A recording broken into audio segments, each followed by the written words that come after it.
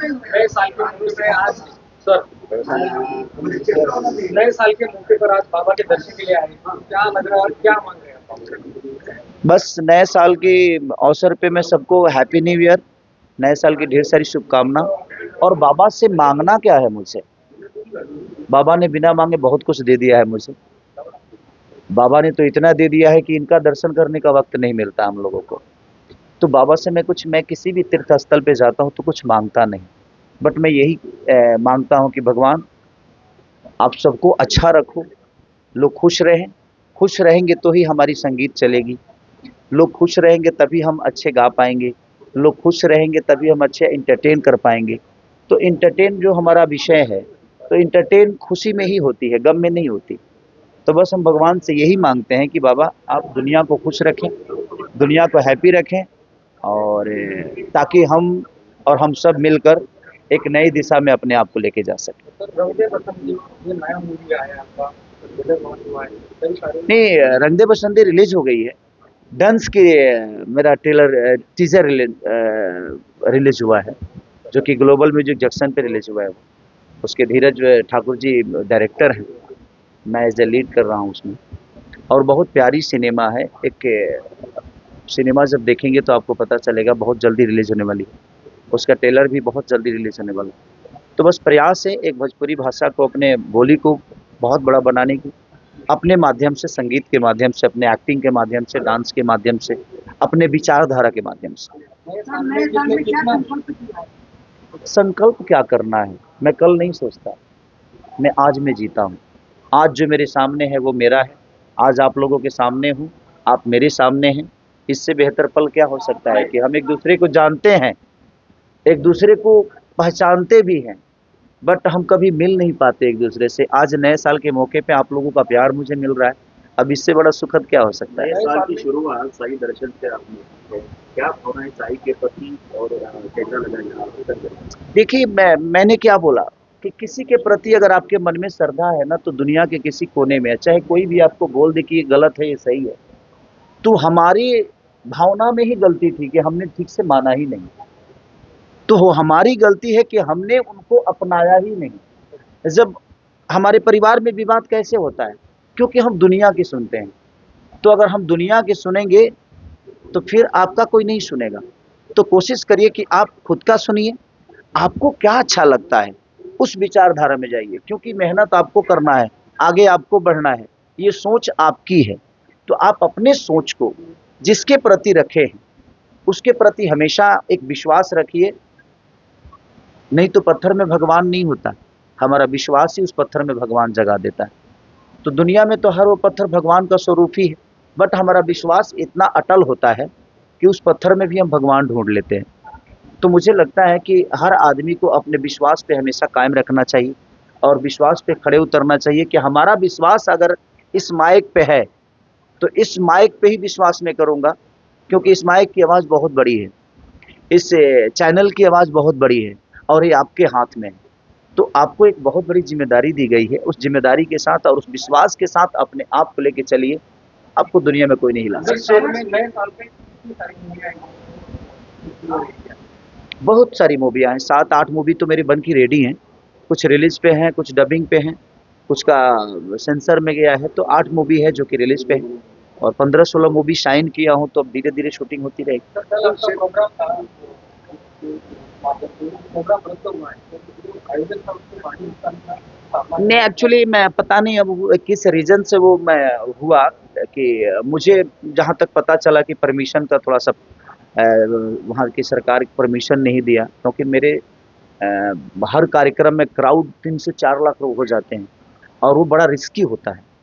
तो मेरा कार्यक्रम कराना वो थोड़ा सा बहुत टफ जॉब हो जाता है कि वहाँ पीपल बहुत ज़्यादा हो जाते हैं और जगह अगर कम होती है तो बहुत दिक्कत का सामना करना पड़ता है और नुकसान भी होती है। तो शायद उस रीजन से शायद हो सकता है प्रशासन ने इस चीज़ को मना कर दिया होगा। मुझे तो मैं सुबह तक मुझे पता नहीं था।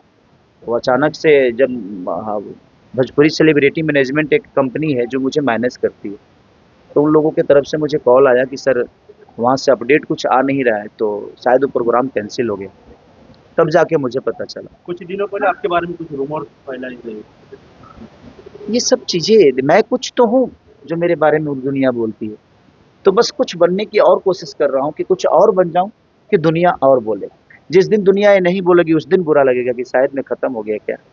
तो आप जिंदा हैं तब तक दुनिया आपको बोलेगी। जिंदा को हर आदमी रुलाना चाहता है, मरे हुए को कौन बोलता है। मरे हुए की तो आपकी, आप कितने अच्छे हो जिंदा में आपको पता नहीं चलेगा, ये मरने के बाद पता चलता है कि आप सही थे या गलत थे। तो बस इंतजार उस दिन का है, उस घड़ी का है कि दुनिया कब मुझे अच्छा बोलेगी। और वो घड़ी मुझे लगता है कि भगवान, ये जितना दिन बुरा बोल रही है कोशिश कर कि और मैं जितना दिन जीऊं ताकि ये दुनिया बुरी बोलती रहे। वो पल थोड़ा टाइम लेना मुझे अच्छा कहलाने के लिए कि खेसारी बहुत अच्छा इंसान था, चला गया हमें छोड़ के। वो पल भगवान करे कि बहुत टाइम बाद आए ताकि मैं इस दुनिया में जितना बुरा बन सकूं, कोशिश है। अब मैं सब कुछ ये तो बता नहीं सकता कि मैं क्या हूँ, क्योंकि कुछ लोग उसमें मेरी अच्छाइयों में भी गलती ढूंढ सकते हैं। कुछ लोग तो राम को भी गलत बोल देते हैं, कुछ लोग तो भगवान शिव को भी गलत बोल देते हैं, कुछ लोग भगवान साईं को भी गलत बोल देते हैं। तो देखिए, जिसको गलत बोलना है वो आपके अच्छाइयों में भी गलती ढूंढ लेगा, और जिसको सही बोलना है आपके गलती को भी सही करके दुनिया को बता देगा। तो विषय आपका विचारधारा है, जो आप किसी चीज को कैसे प्रेजेंट करते हो, आपकी भावना किसी के प्रति आपके मन में क्या उपज हो रही है, वो बड़ा विषय है कि आप किसी के प्रति क्या सोचते हो। अगर हम सोचते हैं तो कुछ लोग हैं जो अपने माँ बाप को ही, श्रवण जैसे पुत्र हैं जो अपने माँ बाप को ही भगवान मान के पूरी दुनिया का शेयर करा देते हैं। कुछ बच्चे तो ऐसे भी हैं जो अपने माँ बाप को वृद्धाश्रम छोड़ देते हैं। तो ये दुनिया है, इस दुनिया के विषय पे आप जाइएगा तो मुझे लगता है कि आप हंसते जाइएगा। तो कोशिश करिए कि उसी भीड़ का हिस्सा नहीं बनना है, उस भीड़ से निकलना है आपको, और निकल के अपने आप को बता दीजिए कि मैं अलग था। क्षेत्रीय भाषाएं के जो पीछे फिल्में आती है उनको सबसे पहले सामना करना पड़ता है टॉलीवुड का। टॉलीवुड एक बड़ा समस्या होती है कि बाकी जो क्षेत्रीय भाषाएं फिल्में होती है कैसा लगता है? देखिए, सबसे बड़ी चीज़ है कि आज की जनरेशन जो है, आज की जनरेशन बहुत हमारे घर में चीज़ें पसंद की जाती है, टॉलीवुड की, बॉलीवुड की, हॉलीवुड की। आजकल कोरियन कोरियन कोरियन हमारे घर में बच्चे कोरियन देखने लगे हैं। तो सबसे बड़ी चीज़ कि आज की जो जनरेशन है, आज की जनरेशन रामायण महाभारत नहीं पढ़ती है, आज की जनरेशन कुछ अलग ही पढ़ती है। आज की जनरेशन इंग्लिश बोलना चाहती है, आज की जनरेशन लोगों को हाय और हेलो बोलना चाहती है। तो समाज बहुत आगे चला गया है, मुझे लगता है कि आगे नहीं बल्कि संस्कार से दूर हो गया है। पहले गुरुकुल हुआ करते थे, आजकल स्कूल होता है। तो अंतर तो होगा सर, हमने खुद को चेंज कर दिया। हमने अपने बच्चों को इतना बड़ा स्कूल दे दिया कि शायद उसकी क्षमता हमारी क्षमता से मिलती ही नहीं है, हमारी सोच उसके सोच से कभी मिलती नहीं। तो मैं सबको यही कहूँगा कि आप अपने बच्चों को शिक्षा दीजिए, बट इतना भी बड़ा मत दे दीजिए कि आपकी कद उसके कद से बहुत छोटा लगने लगे। संस्कार भी दीजिए उनको, उनको बताइए कि दादाजी का महत्व क्या होता है, उनको बताइए कि अपनी भाषा की महत्व क्या होती है, अपनी माँ की गरिमा क्या होती है। तो बहुत विषय है, और हमें हमें अपने बच्चों को ये भी सिखाना बहुत ज़रूरी है।